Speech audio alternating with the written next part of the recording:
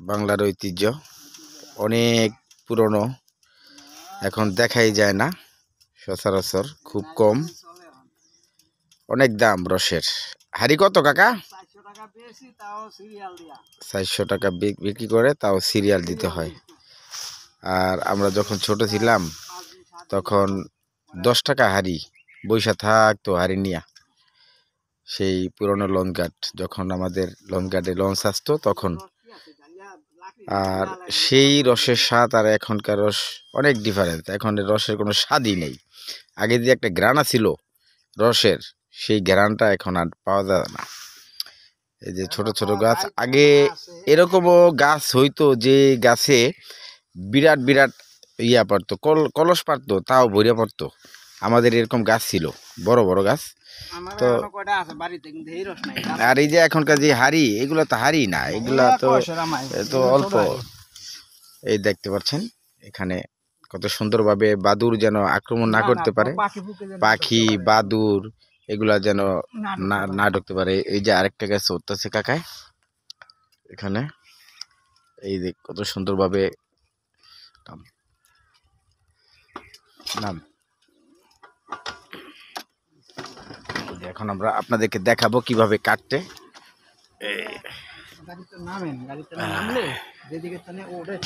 কত সুন্দর ভাবে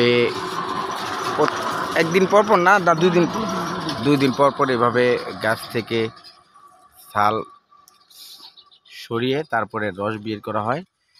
দেখতে পাচ্ছেন কত সুন্দরভাবে কারুকাজ করতেছে কাকায়। কাকা এই কাজ আপনার কত বছর যাবত?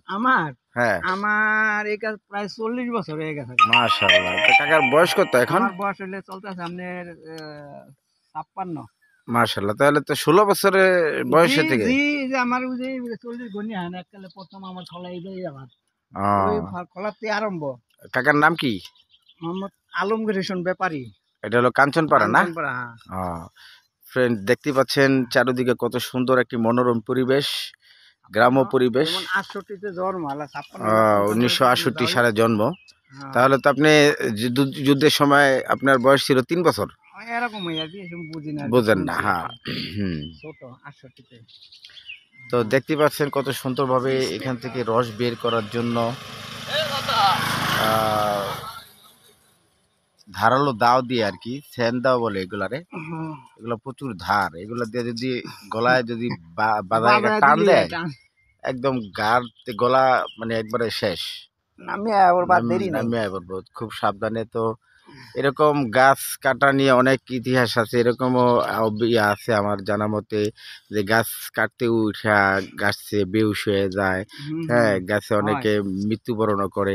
এই যে এই বছর তো ওই কার্তিকপুর রোদে একটা লোক মারা গেছে। হ্যাঁ, তো দিন দিন এটার সংখ্যা খুব কমে যেতেছে। আগে দেখা যেত সচরাচর সেই রস নাই, আগের সেই রস। হ্যাঁ, আগের যে আপনাদেরকে কি বলে, গাছি না কি বলে? হ্যাঁ, গাছি বলে, শিউলি বলে, হ্যাঁ শিউলি বলে।